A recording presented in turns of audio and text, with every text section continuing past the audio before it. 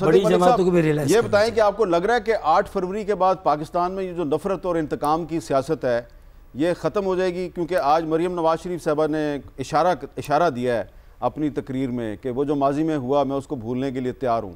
تو کیا یہ پوری آپ کی پارٹی کی پالیسی ہے؟ کیا یہ ساری انتقامی کارروائیاں 8 فروری کے بعد ختم ہو جائیں گی؟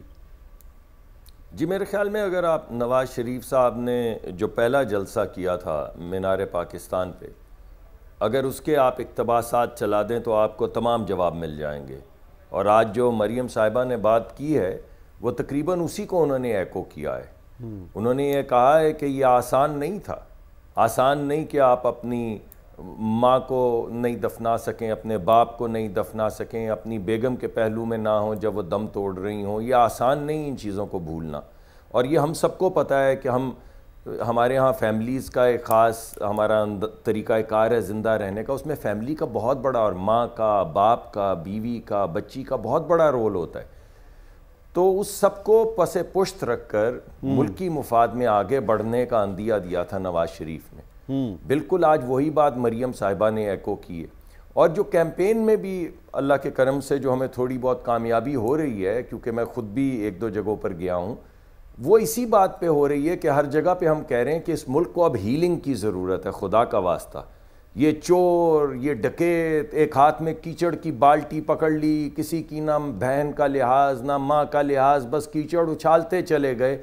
اسے اب رکنا ہوگا. اور پہلے تو یہ صرف افراد پہ مرکوز تھی یہ لعنت ملامت، اب اس کا دائرہ کار بہت بڑھ گیا ہے. اب کوئی بھی محفوظ نہیں ہے، کوئی جرنلسٹ محفوظ نہیں ہے، کوئی ادارہ محفوظ نہیں ہے، عدلیہ محفوظ، یعنی کوئی بھی محفوظ نہیں ہے. ٹھیک ہے. تو میرے خیال میں ہم سب کو مل کے اکٹھے بیٹھ کے، کوئی بھی جیتے کہاں بھی جیتے، بیٹھ کے کچھ بیسک کانسیپٹس رواداری کے، کچھ ہیلنگ کے ہمیں اس طے کر لینے چاہیے. بالکل. اور ایک ٹروتھ اینڈ ریکنسیلیشن کی بھی بات ہمیں شروع کرنی چاہیے، چاہے ہم انفارملی شروع کریں. آگے بڑھنے کے لیے ضروری ہے کہ ماضی کی اس بات پہ فاروق ستار صاحب جو ہیں وہ تائید میں سر ہلا رہے ہیں، لیکن مجھے ایک بریک لینی ہے. بریک لینے سے پہلے تاج صاحب کی موجودہ ہوئے تاج حیدر صاحب تھرپارکر کے بارے میں بہت جانتے ہیں، انہوں نے وہاں پہ بہت کام کیا ہے، اس کی نگرانی کرتے رہے ہیں. تو آج وہاں پر ایک جو انتخابی امیدوار ہیں انہوں نے وہاں پہ کیا دیکھا اور وہ کیا بتا رہے ہیں، ذرا دیکھیے. میں اس وقت عمرپور ضلع کی یوسی کپلور کے ایک گاؤں رانار میں موجود ہوں. یہاں سے میں اپنی الیکشن کیمپین رن کر رہا تھا تو اس اسکول کے پاس سے گزرنا ہوا ہے. یہاں پہ یہ قریب 70 بچے ہیں، ان کو استاد میسر نہیں ہیں. یہ گاؤں والے ہر بچے کے 300 روپے پے کرتے ہیں اور انہوں نے ایک پرائیویٹ ٹیچر ہائر کیا ہوا ہے جو ان بچوں کو پڑھاتا ہے. گاؤں والوں کا کہنا ہے کہ یہاں پہ کوئی 500 بچے ہیں جو اسکول سے باہر ہیں، وہ 300 روپے ہر ماہ نہیں دے سکتے. یہ ہے بلاول بھٹو کی وہ سندھ جس کے لیے وہ کہتے ہیں کہ ہم نے تعلیم کا یہاں پہ انقلاب برپا کیا ہے. چلیں یہ دے لال چند ملی صاحب، تو میں چاہتا ہوں کہ آپ تھوڑا سا بتائیں گے. نہیں، لال چند بھائی اگر یہ نشاندہی کر رہے ہیں تو پھر اس کو 9 فروری کو ٹھیک کرنے کی ضرورت ہے. بالکل ٹھیک ہے. اور انشاءاللہ، لیکن 1 یا 2 جگہوں کو لے کے پورے ایک کہہ دینا کہ جناب جو دوسرے کام وہاں پہ ہو رہے ہیں اور جس طریقے سے تھرپارکر کے بچے اس وقت تعلیم میں بالکل پورے صوبے کے اندر صف اول کے اندر کھڑے ہیں، تو اس کو نیگلیکٹ کر دینا. جو لال چند بھائی اگر کہہ رہے ہیں تو ان کا احترام ہے. اور میں کل ہی پتہ نہیں، میں انہیں فون کر کے پوچھوں گا کہ مقام چلیں. آپ نے بڑی اچھی بات کی کہ 9 فروری کو ہم اس کو ٹھیک کریں گے. بہت اچھی بات کی آپ نے. فاروق ستار صاحب یہ بتائیں کہ جو 8 فروری کے بعد جو بھی ہوگا، تو کچھ پارٹیاں کچھ بڑی ہیں، اپنے آپ کو بڑی کہتی ہیں، کچھ پارٹیاں جو ہیں وہ اپنے آپ کو چھوٹی تو نہیں کہتی لیکن ہجوم کی وجہ سے چھوٹی کہلاتی ہیں. تو کیا یہ جو بڑی پارٹیاں جو بڑے بڑے خواب دیکھ رہی ہیں تو ان کے فیصلے اب چھوٹی پارٹیاں کریں گی؟ میں یہ سمجھتا ہوں کہ چھوٹی پارٹیوں نے ہمیشہ بڑی پارٹیوں کی مدد کی، ان کے بازو بنے حکومت بنانے میں، اس کو چلانے میں بھی، لیکن ان کے ساتھ جو وعدے وعید کیے جاتے تھے وہ پوری نہیں ہوتے. ہم نے اس بار ایک بند بنایا ہے کہ بھائی جو آپ نے ہاتھ میں پکڑا، یہ میرے ہاتھ میں ہے کہ یہ دیکھیں 60 سالوں تک ہم اس ٹرک کی بتی کے پیچھے لگے رہے کہ مضبوط مرکز، مضبوط پاکستان کی ضمانت، پھر 15 سالوں سے کہ مضبوط صوبے. بھائی دونوں میں سے کسی نے ڈیلیور نہیں کیا. معیار زندگی عام آدمی کا ویسے, بلکہ حالات بد سے بدتر ہوئے. تو اب اس پر اتفاق کرنا کہ 130 میئر اور چیئرمین جو پورے ملک میں الیکٹ ہوتے ہیں, کیا وہ گڈھے کھودنے کے لیے, گھاس کاٹنے کے لیے؟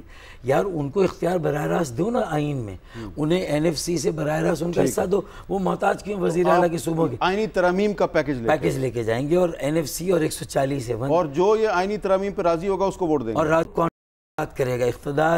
اقتدار وزارتیں مراد اور مفادات نہیں, بلکہ اختیار اور وسائل چاہیے ضلعوں اور شہروں کے لیے, انہیں امپاور کرنا ہے. اچھا خرم شیرزمان صاحب, یہ بتائیں کہ فرض کریں کہ آپ کی پارٹی کے بہت سے لوگ کامیاب ہو جاتے ہیں, تو کچھ جو بڑی پارٹیاں ہیں وہ یہ کوشش کریں گی کہ کیونکہ آپ آزاد امیدوار ہیں تو آپ کو توڑ کے اپنے ساتھ ملا لیں. تو یہ آپ نے کچھ طریقہ سوچا ہے کہ جیسا کہ آپ نے ابھی خود کہا کہ آپ تحریک انصاف کے ٹکٹ الیکشن لڑ رہے ہیں, لیکن بظاہر آپ آزاد امیدوار ہیں, تو آپ اور آپ کے جو ساتھی ہیں وہ تحریک انصاف کے ڈسپلن میں اپنے آپ کو کیسے برقرار رکھیں گے؟ دیکھیں میر صاحب, بہت سارے ایسے لوگ تھے جو کہ ڈاؤٹ فل تھے, وہ تو اب جا چکے ہیں نا. اب جنہوں نے 8 مہینہ اتنا مشکل سے گزارا ہے, تو اب اس کے بعد ان پہ شک کیا نہیں جا سکتا ہے. لیکن بڑا مشکل وقت گزرا ہے, آپ بہت اچھے طریقے سے جانتے ہیں. تو میں آپ کو یقین سے اس بات کو کہہ سکتا ہوں کہ انشاءاللہ تعالیٰ آپ یہ دیکھیں گے کہ تحریک انصاف کے اس وقت جتنے بھی انڈیپینڈنٹ کینڈیڈیٹس ہیں وہ لیڈرشپ کے احکامات کے حساب سے چلے گی, اور یہ پروف کر کے بھی دکھائے گی. دیکھیں دوسری بات یہ ہے کہ عدالتوں نے بھی ان باتوں کو دیکھنا ہے نا, کہ جو ہارس ٹریڈنگ ہوگی اور یہ تمام چیزیں چلیں گی, کہ اس کی رکاوٹ کا کیا سلسلہ ہے, اور یہ اللیگل طریقے سے اگر منڈی واپس لگانی ہے پاکستان پیپلز پارٹی نے یا PMLN نے, تو وہ عوام بھی دیکھے گی اور عدالتوں کو بھی دیکھنا چاہیے. لیکن میں یقین سے کہہ سکتا ہوں کہ انشاءاللہ تعالیٰ ایسا ہوگا نہیں. جس کا ایمان مضبوط ہوگا وہ نہیں بکے گا. اور یہ باتیں میرے خیال سے بڑی امپورٹنٹ ہیں کہ اگر ملک کے اندر بہتری لے کر آنی ہے, نظام کو ٹھیک کرنا ہے, تو کم سے کم ان چیزوں سے باقی جو بڑی سیاسی جماعتیں وہ اس سے بھی پرہیز کریں. اگر جیت کے آ سکتی ہیں, اپنی حکومت بنا سکتی ہیں, تو اپنے ووٹ بینک پہ آئیں نا, رادر دین وہ جائیں اور دوسروں کو آفس کریں. مصدق ملک صاحب, یہ بتائیں کہ یہ تاثر کیوں ہے کہ مسلم لیگ نون یا پیپلز پارٹی جو ہیں وہ ایک منڈی لگائیں گے اور ہارس ٹریڈنگ ہوگی, یہ تاثر کیوں قائم ہوا ہے؟ تو میں پہلے آپ کی بات کا جواب دینے سے یہ کہنا چاہوں گا کہ آنے والا وقت آسان نہیں ہے. ابھی ہم نے یہ جو مینیفیسٹو لکھا ہے اس میں بڑا کلیئر ہو گیا کہ آنے والے وقت میں ہمیں بڑے سخت فیصلے کرنے پڑیں گے. تو عوام کی رائے جس طرف بھی جائے گی وہ حکومت بنائے گا, لیکن جس طرف بھی عوام کی رائے جائے اور جو بھی جیتے, اور ہمیں بڑی امید ہے کہ ہم جیتیں گے, اس کو یہ مشکل فیصلے کرنے ہوں گے. مشکل فیصلے کرنے کے لیے اگر تو کسی کو میجورٹی مل جاتی تو بہت اچھا ہے, لیکن اگر چھوٹی پارٹیاں ساتھ آتی ہیں تو انہیں بھی واقعی کسی پارٹی کے ہاتھ نہیں مضبوط کرنے ہوں گے, اس ملک کے ہاتھ مضبوط کرنے ہوں گے. بیکاز چھوٹی موٹی وہ جو ٹریڈ آفس ہوتے ہیں اس سے پھر مشکل فیصلے نہیں ہو سکتے. جب آپ بیٹھ کے فیصلے کرتے ہیں 10 جماعتیں مل کے, تو اس سے مشکل فیصلہ نہیں ہوتا, ایک کنسنسس کا فیصلہ ہوتا ہے. اس وقت ملک کو مشکل فیصلوں کی ضرورت ہے, اور جو سوالات فاروق بھائی اٹھا رہے ہیں یہ اہم سوالات ہیں. دوسری بات یہ ہے کہ دیکھیے PTI کے متعلق تو میں یہی کہوں گا کہ ابھی کسی کو کچھ ہوا نہیں تھا تو آدھی پارٹی ٹوٹ کے IPP بن گئی. تو یہ جہاں پہ لوگ کھڑے ہیں جو قابل احترام ہیں, جو پارٹی کے ساتھ کھڑے رہے ہیں, وہاں پہ کچھ روایت کمزوری کی بھی ہے پارٹی کے اندر, تھوڑی سی اسٹرینتھننگ کی ضرورت ہے. یعنی 50% پارٹی KP میں ٹوٹ کے خٹک صاحب کے ساتھ چلی گئی, 50% پارٹی ٹوٹ کے چلی گئی IPP کے ساتھ 48 گھنٹے میں. اچھا, اس پہ تو یہ تھوڑی سی پارٹی کی اسٹرینتھننگ کرنی پڑے گی ہماری پارٹی میں. تو شیرزمان صاحب سے, خرم شیرزمان صاحب سے ذرا اس پہ رسپانس لے لیں. جی خرم شیرزمان صاحب. شعر مجھے پڑھنا ہے. نہیں دیکھیں, اصل میں اب یہ کہہ نہیں سکتے ہیں کہ جو گئے ہیں ان کے ساتھ کیا حالات گزرے ہیں اور ان کے ساتھ کیا کچھ ہوا ہے. ہم تو اللہ کا شکر ادا کریں گے کہ اللہ نے بچا کے رکھا.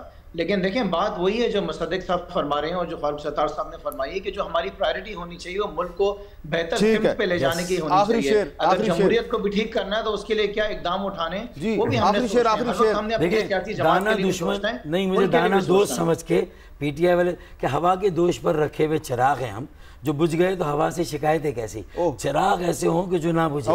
تو میں بھی چلتے چلتے یہ کہوں گا کہ کچھ لوگ جو سوار ہیں ہوا, کچھ لوگ تہمت تراشتے ہیں ہوا کے دباؤ پہ, اور اپنے جو ساتھی ہیں ان کو چھوڑ جانے پہ ان کے پاس کوئی جواب نہیں ہے. ان کو چاہیے کہ اپنی پارٹی کو اتنا آرگنائز کریں کہ آئندہ لوگ چھوڑ کے نہ جائیں.